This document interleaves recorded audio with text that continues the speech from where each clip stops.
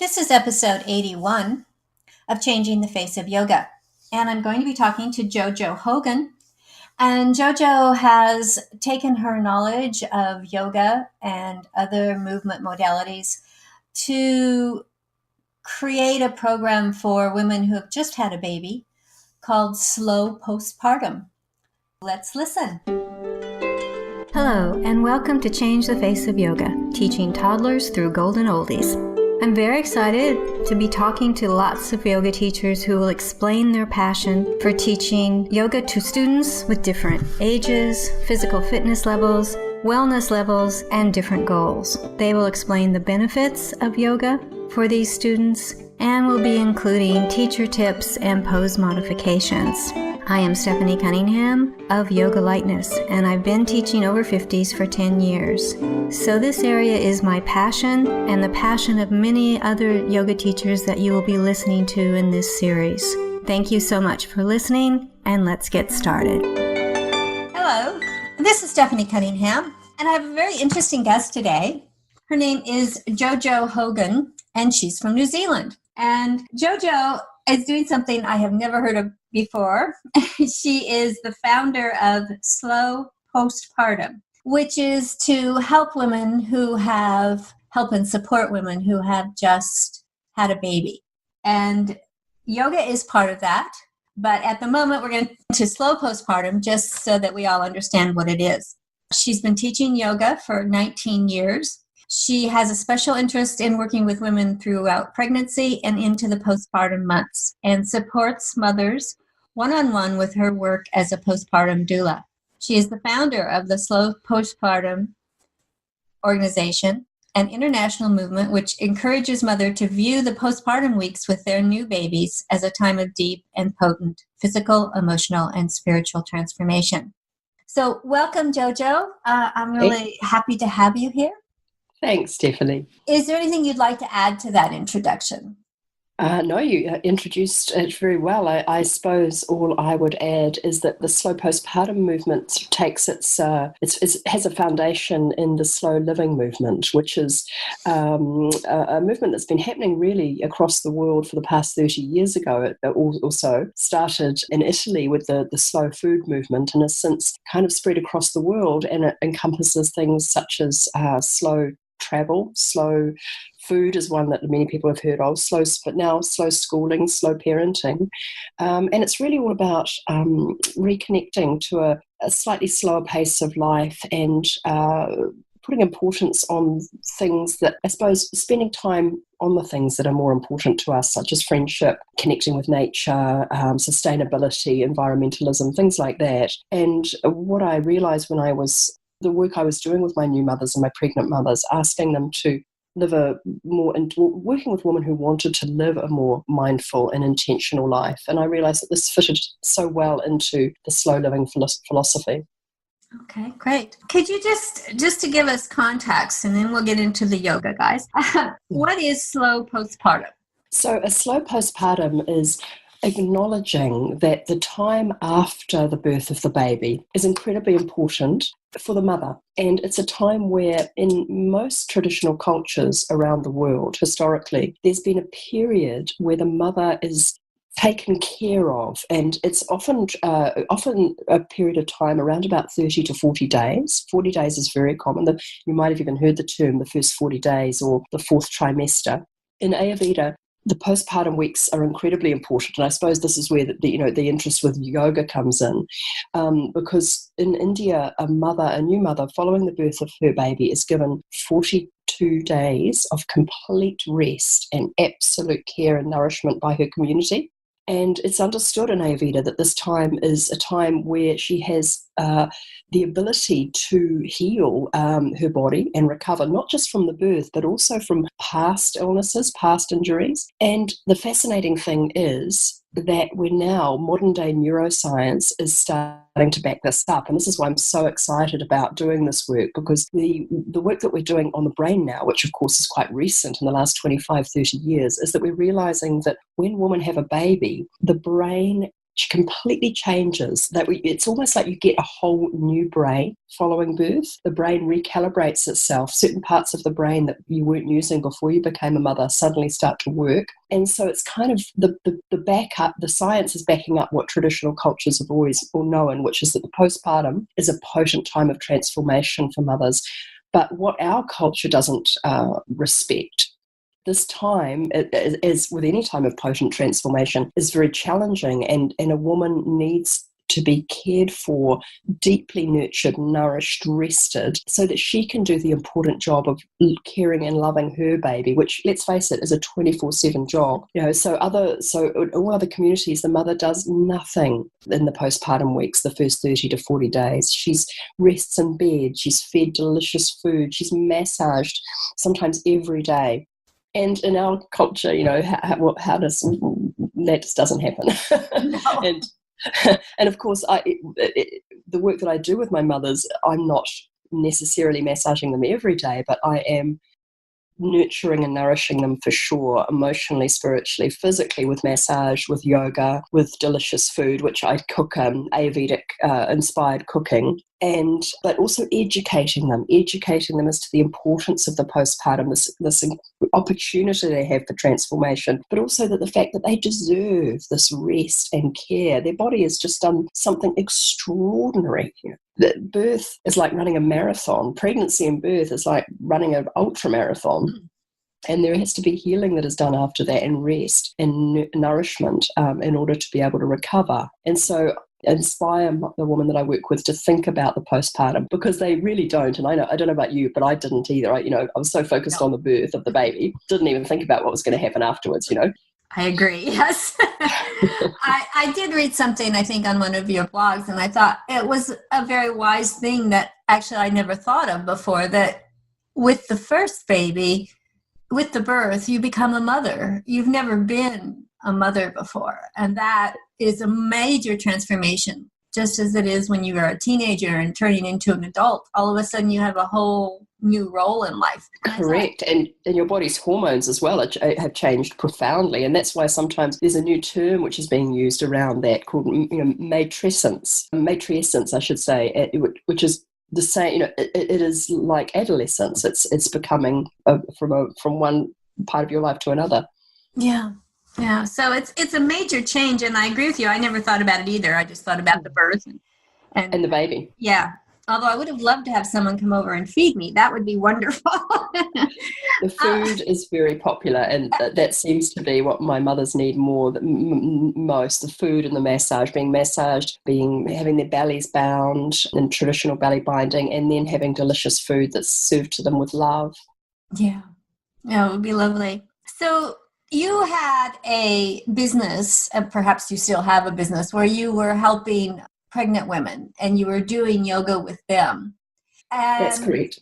So are you still doing that, or are you just really concentrating on the postpartum area? No, I definitely still work with pregnant women. I teach a very busy pregnancy yoga class every week. I've got about 25 women in that class. Wow. And that's a great opportunity for my work has changed, I think, over the last few years. I used to spend a lot of time in that class talking about the birth and how we could use yoga to prepare for birth, and I still believe that yoga gives us great tools to take into the birth room with us, including the use of the breath, obviously, and those kind of things. But now that I find, as I'm doing more and more work in the postpartum and learning so much more, and talking to women over the years, finding out that the birth, they, in the same way as I did, spent a lot of time and energies preparing for the birth. The birth was one day, and sometimes it goes well, and other times it goes differently to how we planned. But having no plan for the weeks afterwards, and so now I'm talking to my pregnant mums a lot about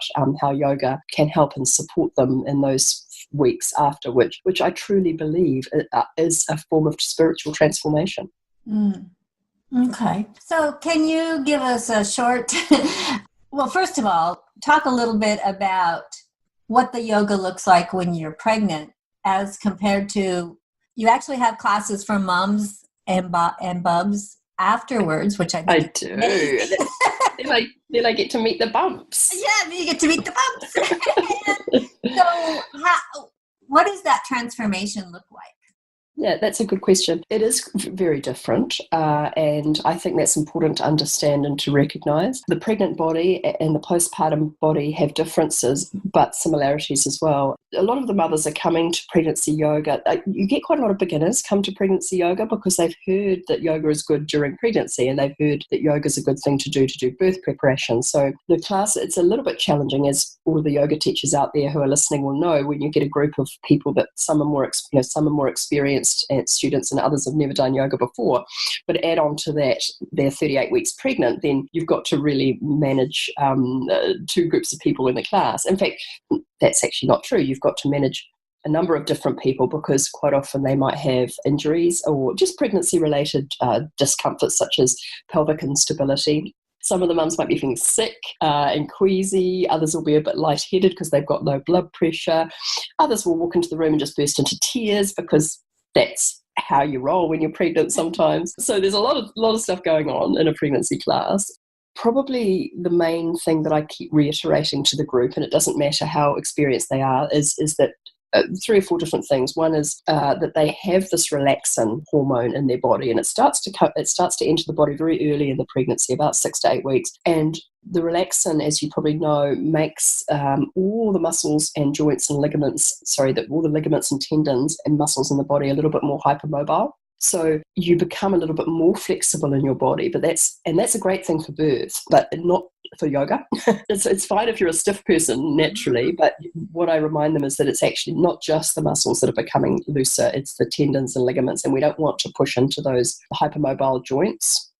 So, for example, even just cat-cow or downward-facing dog, the students have to watch that they're not hyperextending their elbows. In standing forward folds, for example, they're not hyperextending their knees. So you're looking for, especially those bendy girls who are naturally quite flexible, making sure that they're not pushing into their flexibility, into their lower back, for example. And pelvic instability is very common as well in pregnancy. So you get students that have got pubic symphysis pain at the front of the pelvis, or sacroiliac pain at the back of the pelvis, which can be exacerbated by some poses. For example, one-legged poses, tree pose, things like that. You've got to manage those students and make sure that they're not doing anything that's going to make their pelvic pain worse. And so, yeah, and then you asked about the mama baby, and the mama baby is a whole different ballgame. But the postpartum body is a completely different body, and I think this is really important for mums to understand. Sometimes they think that they can go back into their practice, especially students who've had a practice before they got pregnant. They assume that they can walk straight back into the studio and start doing their normal yoga practice, and that really is not the case. The postpartum body still has all the relaxin floating around in it for at least a few weeks, if not months. So the joints are still quite unstable. And after you have a baby, your body is so open, very, very open, especially, well, it doesn't even matter. If you've had a C-section, obviously you've had major abdominal surgery. If you've had a vaginal birth, the pelvic area, the pelvic floor muscles have been incredibly stretched and opened. But I always say it's not just physically opened, it's emotionally opened, spiritually opened. Everything is very, very open. And so to go into a practice that is taking you into deep stretches is not necessarily ideal. It can destabilise the joints even further. Certain poses can put too much pressure on a pelvic floor that's already too weak. There's certain strong abdominal exercises that can make the separation of the abdominal muscles worse, not better. So it's really important to seek out a teacher who knows how to deal with the intricacies of postpartum body. Yeah. I love this statement that you made in your introduction, your form that you filled out for me. Sometimes I can be the only person doing yoga in the whole class. Yes, that is correct. And what to do when all the babies start crying, not to mention all the mums. Yes. And I thought, oh my gosh.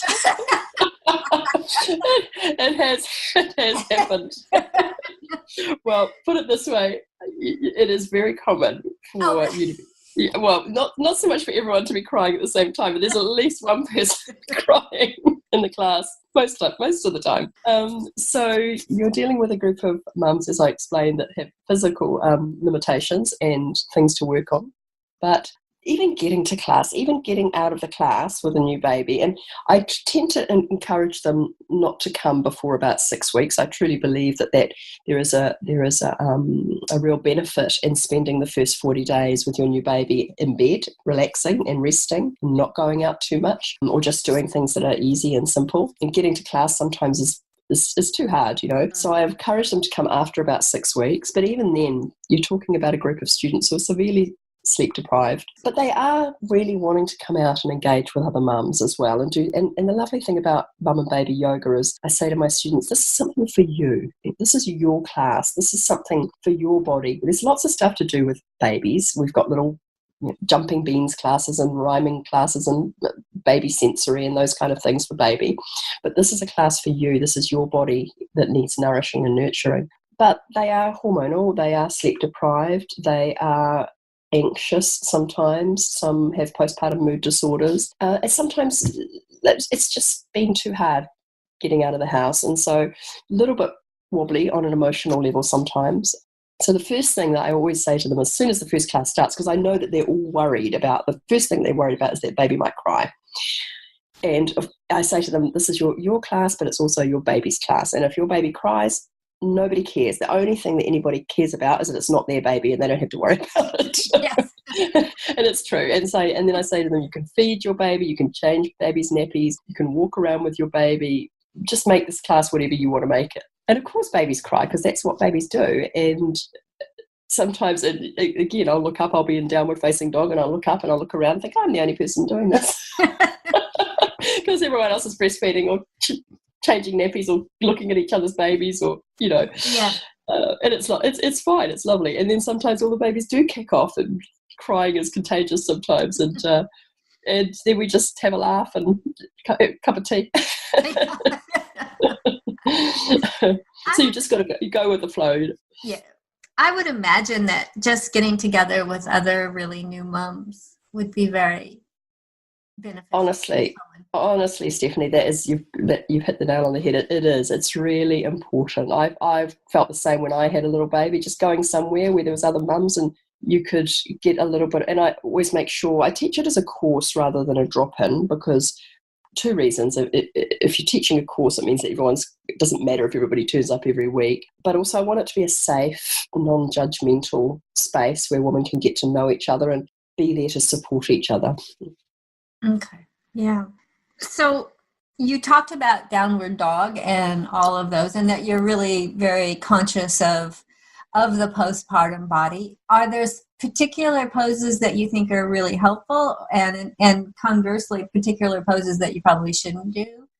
That's a really good point. You do have to be careful of things such as some mothers are working with C-section scars, obviously. Some are working, it's very common for women to have a separation through the rectus abdominus muscle, which is known as a rectus diastasis. And that's where the rectus abdominus, there's two of the muscles on either side of the navel and they split, they pull apart when the belly gets big. It's common. It's not bad. It's about 70% of women get it, I think. So during the first class, I always go around and check everybody's tummy to make sure, because it's amazingly enough, a lot of women do not get checked at hospital. They're not checked by their midwife, it seemed. So women that don't know that they've got this separation, what it does is it basically destabilizes the abdominal area, the core, and so those women who've got those kind of separations, the things that make it worse are twists, especially deep-seated twists. If you imagine you've got a zip down the centre of your jacket and you've got a hole in the middle of the zip, and when you twist it, it gapes it apart. And plank poses are bad for that as well. And starting with the abdominal, we obviously want to start toning and strengthening the core muscles, including the pelvic floor abdominal muscles, but we need to do that very slowly and methodically so that the lower back the lumbar area doesn't get strained, because as you know, when you're doing some of the toning abdominal exercises, and some of it's yoga and some of it's a bit just Pilates based. I don't teach Pilates, but I know just how to start working those muscles independently of one another, gently and gradually, just making sure that those mums aren't overdoing it, that the ones that have a diastasis are managing it and avoiding some of the stronger poses. and being just very careful about those joints as well, and not opening the pelvic area too much.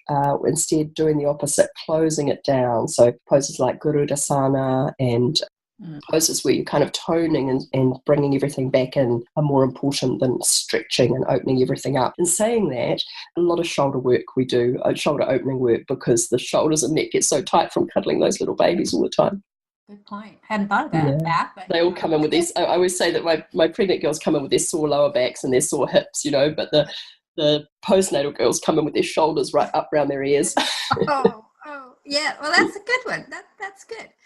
And of course, the other thing that springs to mind is lying on the.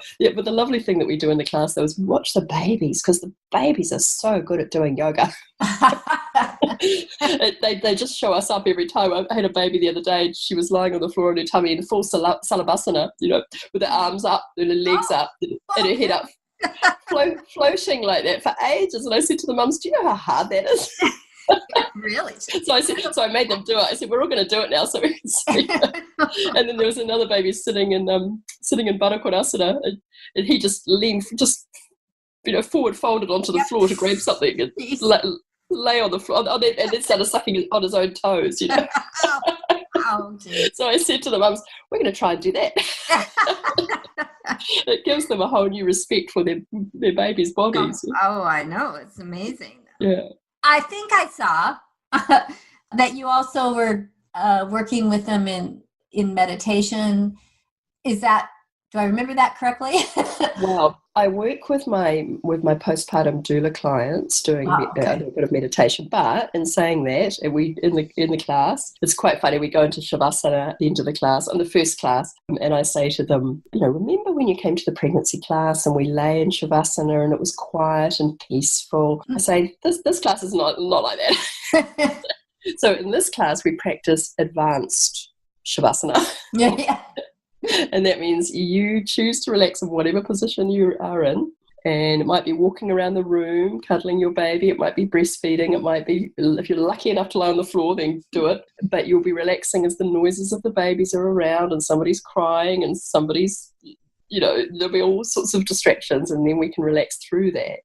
And connecting to that baby in your arms. If you're holding your baby, just be with your baby. And I explain to them that their babies are present. Their babies are like little Buddhas, right? They're in the moment all the time.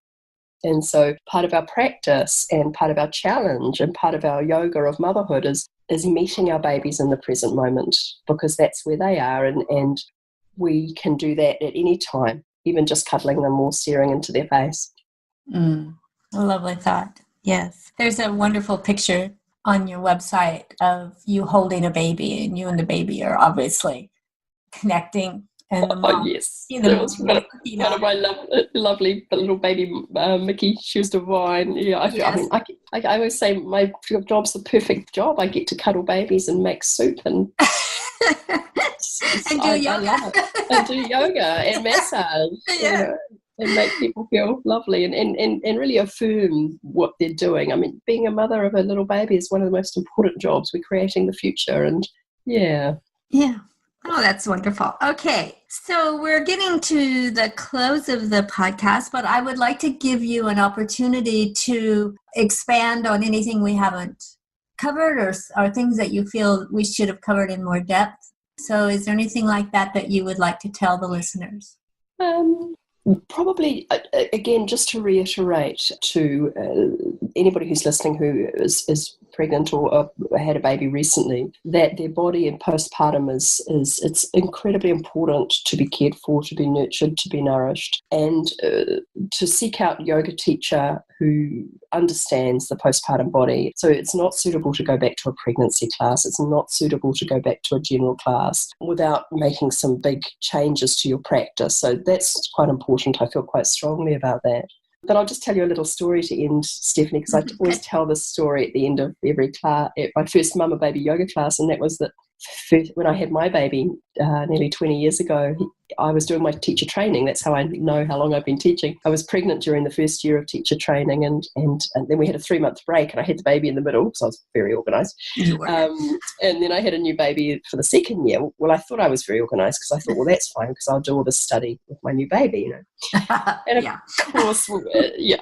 Exactly. Well, you laugh now. Because I was meant to be doing, I think we were meant to be doing an hour and a half's practice a day, plus writing, essays and things. And so I thought, well, that's fine because I'll just do that when the baby sleeps. And of course, the baby never slept, and I never did any yoga. And I remember I went to my teacher a few weeks into the course in tears. And I said to him, I remember crying and saying, I'm never going to be able to qualify as a yoga teacher because I haven't done any yoga and baby's taking up all my time. But he was a very wise man, and he was a father of 4. And he looked at me and he said, your baby is your yoga.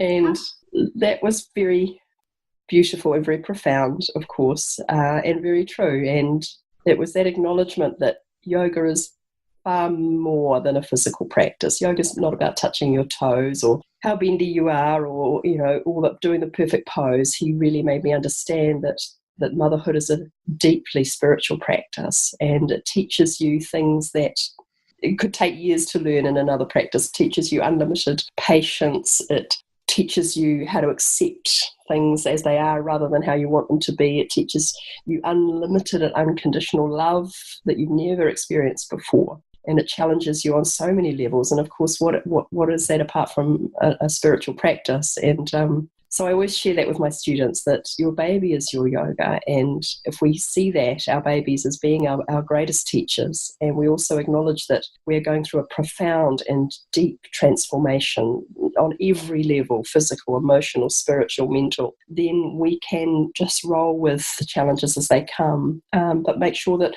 we have a community and a village around us to care for us and love us as we go through this. We shouldn't be doing it alone. Okay. Well, thank you. I would like to ask just one more question for the listeners. You said that people should not go back into a regular class after they've had the baby. For how long is that? Do you recommend that? That's a good question. Definitely. Well, it would depend on the student, obviously, and what they were working with. I was with one of my clients recently she went to the women's health physio to have some work, check up on her pelvic floor muscles, which I recommend that all new mums should do, by the way. And that we were talking about high impact. She was a runner, and so what the women's health physio said to her is that she doesn't want her to go back to running or high impact work for 6 months.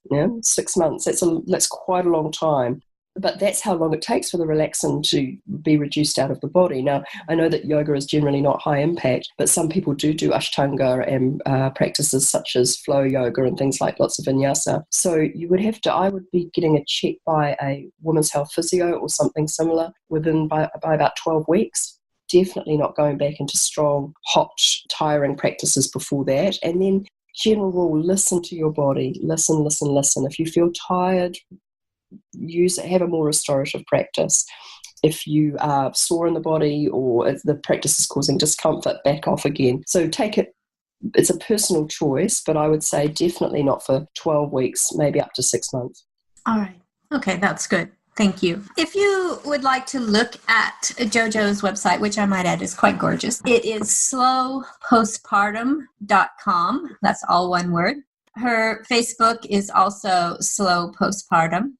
And her Instagram name is Slow Postpartum. So you could look at what Jojo's been doing and maybe learn a bit more about this slow postpartum as part of the slow movement. And I want to thank you so much, Jojo. It's been really interesting and informative about how we should be treating our brand new moms. I really hadn't thought much about it before, so I want to thank you for all of this new information and given in a lovely way.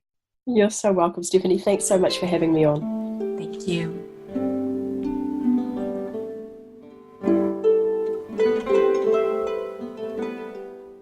Thank you for that wonderful interview.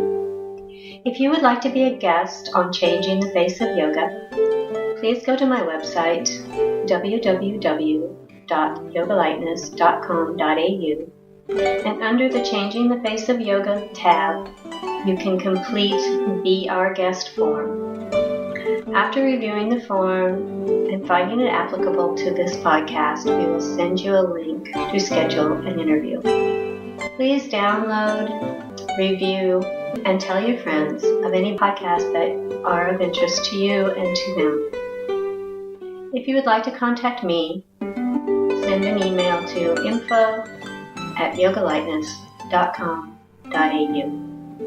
And thank you for listening to Changing the Face of Yoga.